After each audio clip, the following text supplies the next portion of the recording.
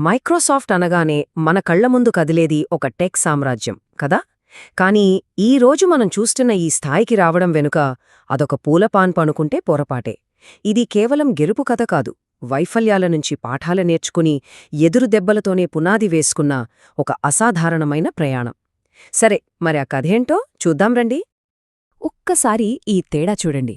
ఒకవైపు ఈరోజు మనం చూస్తున్న మైక్రోసాఫ్ట్ అంటే కొన్ని బిలియన్ల యూజర్లు, విండోస్, అజ్యూర్ లాంటి శక్తివంతమైన టెక్నాలజీ. మరోవైపు అప్పటి మైక్రోసాఫ్ట్ అంటే కేవలం ఇద్దరు కుర్రాళ్ళు, నిమిషానికోసారి క్రాష్ అయ్యే కోడ్, చేతిలో చిల్లిగవ్వలేని పరిస్థితి. అసలు ఇంత చిన్నగా మొదలైన ప్రయాణం ఇంత పెద్ద సామ్రాజ్యంగా ఎలా మారింది? ఈ అద్భుతమైన మార్పు వెనుకున్న అసలు కథేంటి? కథ మొదలైంది ఒక చిన్న గదిలో. బిల్ గేట్స్, పాల్ ఆలెన్ ఇద్దరు కుర్రాళ్ళు. వాళ్ల కళ్లేమో ప్రపంచాన్ని మార్చేయాలన్న కలల్తో నిండి ఉన్నాయి. కాని వాళ్ల చేతుల్లో ఉన్న వనరులు మాత్రం చాలా చాలా తక్కువ. చెప్పాలంటే వాళ్ల ఆశయానికి వాస్తవానికి మధ్య కొండంత దూరముంది. మరి వాళ్ల ప్రయాణంలో ఎదురైన మొదటి అతిపెద్ద అడ్డంకేంటో తెలుసా? Technical problems. వాళ్ళు రాసిన కోడ్ మొత్తం బగ్స్తో నిండిపోయింది.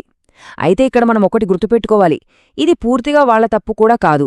అప్పటి టెక్నాలజీకున్న పరిమితులు కూడా దానికొక పెద్ద కారణం.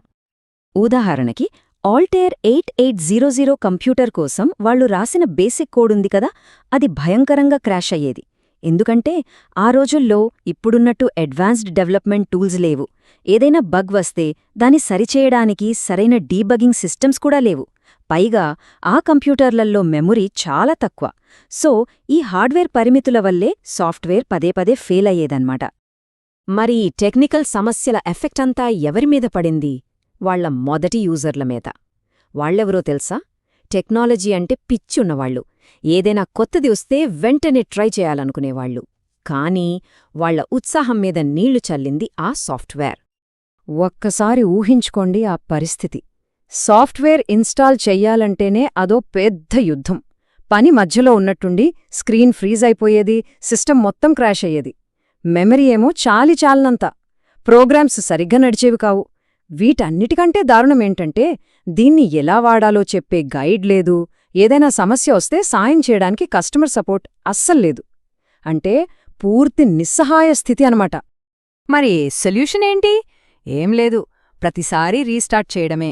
పని మధ్యలో సిస్టమ్ ఆగిపోతే మళ్ళీ అంతా మొదట్నుంచి. ఆ యూజర్లు ప్రతిరోజూ అనుభవించిన ఫ్రస్ట్రేషన్, విసుగు ఎలాంటిదో మనం అర్థం చేసుకోవచ్చు. అయితే ఇక్కడే కథ అసలైన మలుపు తిరిగింది. చాలా కంపెనీలైతే చేతులెత్తేసేవి, కాని మైక్రోసాఫ్ట్ అలా చేయలేదు. వాళ్లు తమ అతిపెద్ద బలహీనత అంటే ఈ యూజర్ల కంప్లైంట్స్నే తమ అతిపెద్ద బలంగా మార్చుకోవాలని డిసైడ్ అయ్యారు. సమస్యల నుంచి పారిపోలేదు, ఎదురు నిలబడ్డారు. వాళ్లు చేసిన పని చాలా సింపుల్, కానీ చాలా పవర్ఫుల్. ముందుగా యూజర్లు ఏం చెప్తున్నారో ఓపికగా వినడం మొదలుపెట్టారు. ప్రతి కంప్లైంట్ను సీరియస్గా తీసుకున్నారు. ఆ ఫీడ్బ్యాక్ ఆధారంగా బగ్స్ను ఫిక్స్ చేస్తూ ప్యాచ్లు రిలీజ్ చేశారు. యూజర్ ఇంటర్ఫేస్ను స్టెబిలిటీని మెరుగుపరుస్తూ అప్డేట్స్ ఇచ్చారు. ఇలా నిరంతరం యూజర్లతో మాట్లాడుతూ వాళ్ల సమస్యలు తీరుస్తూ నెమ్మదిగా వాళ్ల నమ్మకాన్ని మళ్లీ గెలుచుకున్నారు. వాళ్ల ప్రయాణాన్ని ఒక్కసారి చూస్తే 1975లో బేసిక్తో మొదలుపెట్టారు. 1981లో MS-DOSతో కొంచెం పెరిగారు. 1985లో విండోస్ 1.0 రిలీజ్ చేశారు. కానీ సమస్యలు తారాస్థాయికి చేరాయి. ఆ తర్వాత 1990లో వచ్చింది విండోస్ 3.0. అదొక సంచలనం.